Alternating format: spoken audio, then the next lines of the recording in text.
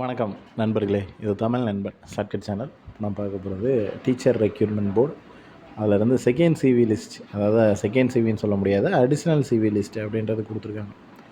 அது எந்த எக்ஸாமுக்கு அப்படின்னு பார்த்தீங்கன்னா, செகண்ட் கிரேட் டீச்சர்ஸ் 2024 தேர்வு எழுதின நோட்டிஃபிகேஷன் தான். இந்த நோட்டிஃபிகேஷனுக்கு பார்த்தீங்க அப்படின்னா அடிஷ்னல் சர்டிஃபிகேட் வெரிஃபிகேஷன் லிஸ்ட்டு, அதுவும் வந்து பார்த்தீங்க அப்படின்னா 1:1.25 இந்த ரேஷியோவில் வந்து கூப்பிட்ருக்காங்க. அது யாரெல்லாம் அப்படின்றத நீங்கள் செக் பண்ணிக்கோங்க. உங்களோட ஃபஸ்ட்டு வந்து ரிஜிஸ்டர் நம்பர், அடுத்து வந்து ரோல் நம்பர், அடுத்து நேம், டேட் ஆஃப் பர்த்து, இந்த மாதிரி ஒரு ஆர்டரில் கொடுத்துருக்காங்க.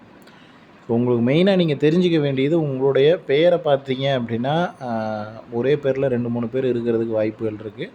ஸோ பேர் பார்த்துங்க. அதுக்கப்புறம் வந்து உங்களோட ரெஜிஸ்டர் நம்பரு, ரோல் நம்பரு ரெண்டுமே சரியாக இருக்கா அப்படின்றத செக் பண்ணிக்கங்க. அதுக்கப்புறம் நீங்கள் ஏதாவது ப்ரியாரிட்டி கொடுத்துருப்பீங்கள, பிடபிள்யூடி அல்லது பிஎஸ்டிஎம்மு, இந்த மாதிரி ஏதோ ஒன்று கொடுத்துருப்பீங்க, ex service men, widow, disability category, அந்த மாதிரி.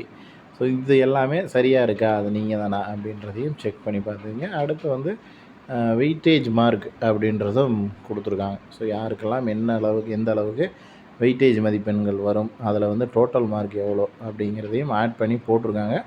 ஸோ இவங்க எல்லோரும் தான் சிவிக்கு செலக்ட் ஆக இருக்கக்கூடிய நபர்கள். ஸோ அவங்களோட கம்யூனிட்டி இதையும் வந்து மென்ஷன் பண்ணியிருக்காங்க. ஓகேங்களா?